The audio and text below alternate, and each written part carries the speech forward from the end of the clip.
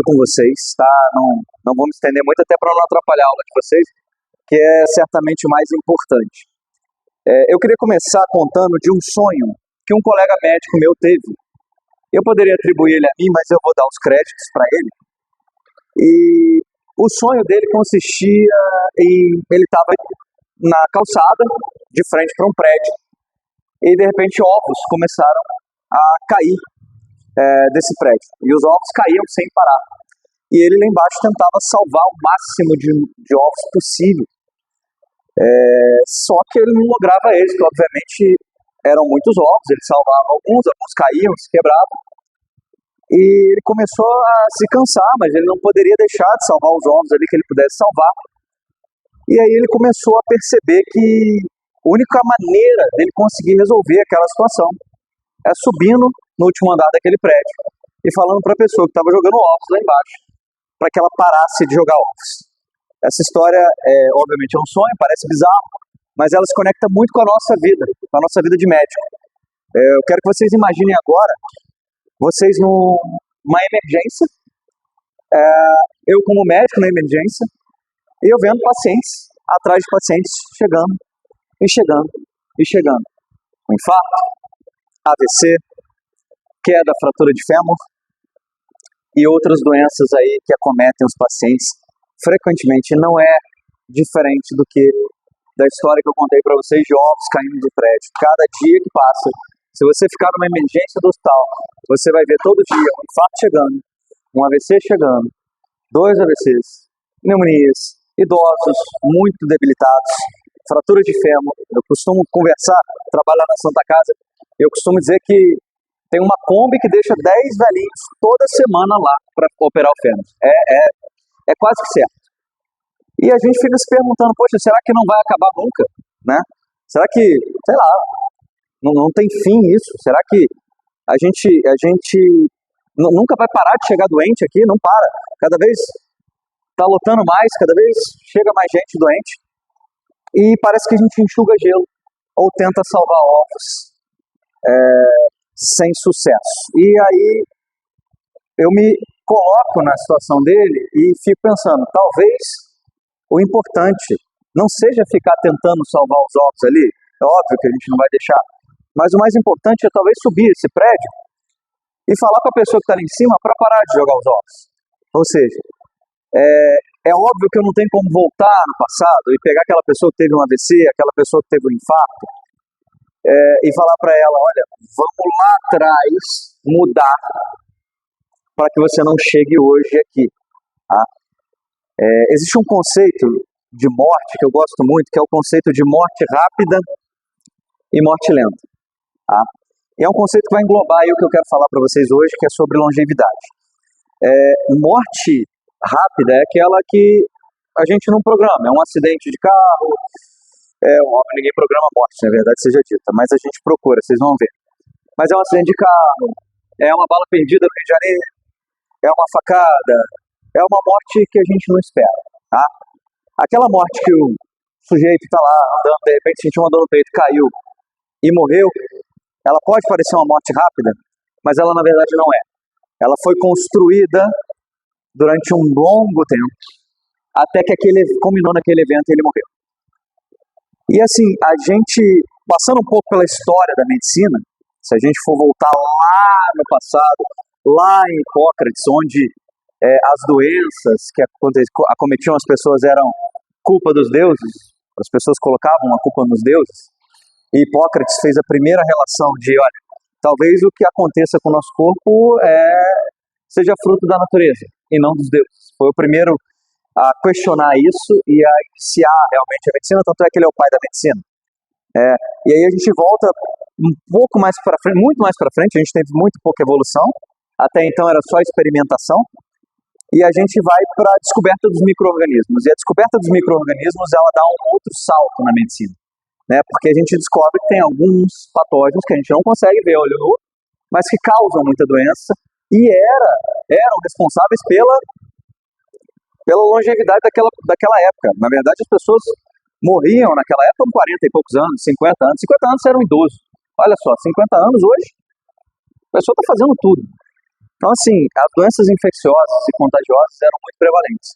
Quando a gente descobre os micro-organismos, descobre como combatê-los, a gente dá um salto de sobrevida muito grande. E a gente começa a entender as doenças crônicas. E são 4 pilares dessas doenças crônicas: as doenças cardiovasculares, as doenças neurodegenerativas, que a gente vai falar principalmente aqui do Alzheimer, o diabetes, que é realmente uma praga, coloca ele sozinho, e o câncer. Então, depois que a gente tira as doenças infecto-contagiosas, que a gente passa a curar essas doenças, a gente se vê à mercê desses 4 cavaleiros do Apocalipse.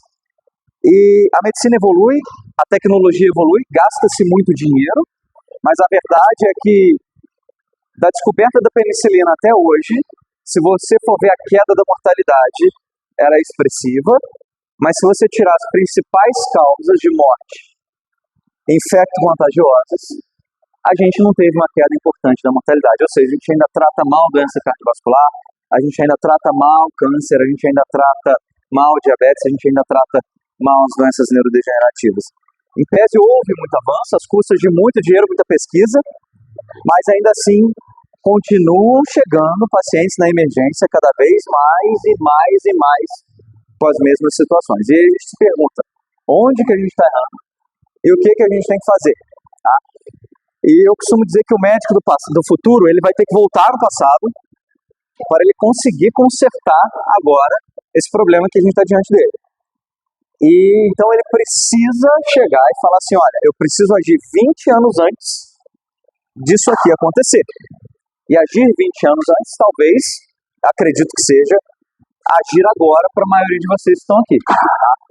Então, hoje, o que vocês fazem hoje aqui vai ditar o que vocês vão ter daqui a 10, 20, 30 anos. Vai ditar como vocês vão estar daqui a 10, 20, 30 anos. Você vai ver um senhor, às vezes, de 80, 90 anos, totalmente independente, fazendo as coisas, as atividades dele, se exercitando, e você vai ver um senhor de 70 anos preso numa cama com AVC, com 20 anos a menos. Então, o que vocês fazem hoje define o que vocês vão ser amanhã. E eu colocaria, assim, para não estender muito e para dizer o que a gente tem que fazer hoje para amanhã ter uma vida saudável, sem sombra de dúvidas, a atividade física, ela é importantíssima, tá? É muito palpável o benefício que a atividade física dá pra gente, e ela tem uma grande vantagem: quanto mais você faz, mais benefício você colhe. Para você ter noção, você só para de colher benefício da atividade física a partir do momento em que você faz mais de 2 horas de atividade de alta intensidade por dia. Isso é coisa de atleta. Eu nem acho que o atleta é saudável, tá? Tá aqui os professores para dizer que não é. O atleta já exige muito do corpo, além. Então, a atividade física é importante. O sono é muito importante. Dormir bem é muito importante. Pelo menos 7 horas por dia. Não muito além, também nem menos. A alimentação. Talvez dando mãos dadas ali com o exercício físico. Saiu um estudo recente agora, publicado numa importante revista americana, falando sobre a alimentação e prevenção de Alzheimer. Eles misturaram duas dietas, que é a dieta do Mediterrâneo e a dieta DASH, que é uma dieta para os hipertensos. E foi um estudo muito importante porque eles conseguiram alocar 2 grupos, colocar a dieta em um grupo, o outro grupo sem dieta. Então, eles trouxeram uma evidência bem robusta e preveniu o Alzheimer. Então, a alimentação também é uma base forte aí para a gente tá trabalhando nossa longevidade. E eu acho que a última dica que eu colocaria ali é o controle do estresse, né? O estresse emocional, a vida acelerou demais. A gente tem muitos problemas, são familiares, são no trabalho, são financeiros. Controlar o estresse é importante. Então, tá aqui fazendo uma atividade que você gosta, às vezes está tirando um momento para o seu lazer, não está se preocupando tanto com coisas que você não tem um controle sobre, é importante também, tá? Com tudo isso, obviamente, vem o controle do peso, o controle das doenças que já tem, se não já controlar as doenças. E fica a dica aqui que eu acho que assim, o segredo é subir, mais uma vez para vocês, subir no prédio e pedir para que a pessoa pare de jogar os ovos. Então é agir o quanto antes. E é agir antes de acontecer. Antes de eu ter hipertensão. Antes de eu ter diabetes. Então assim, o exercício físico, dormir bem, alimentação saudável, ela não é uma orientação para uma pessoa doente. Ela é uma orientação para uma pessoa saudável que quer se manter longeva ao longo do tempo. Que quer chegar aos 80, aos 90 anos. E não só por chegar aos 80, 90 anos, mas chegar aos 80 e 90 anos muito bem, tá? E chegar aos 80, 90 anos independente, fazendo atividade física, treinando aqui na fábrica de monstros, né? Porque eu acho que o ideal não é ninguém quer virar um monstro aqui, né? Mas assim, saúde eu acho que a gente tem que ter. E é isso, eu acho que é o fim. Eu abro aqui para perguntas, quem quiser perguntar, fica à vontade, tá? Se precisarem, eu deixo meu contato aqui depois também, vai ser um prazer. Estou nas redes sociais aí, quem quiser me seguir, Dr. Gabriel Quintino.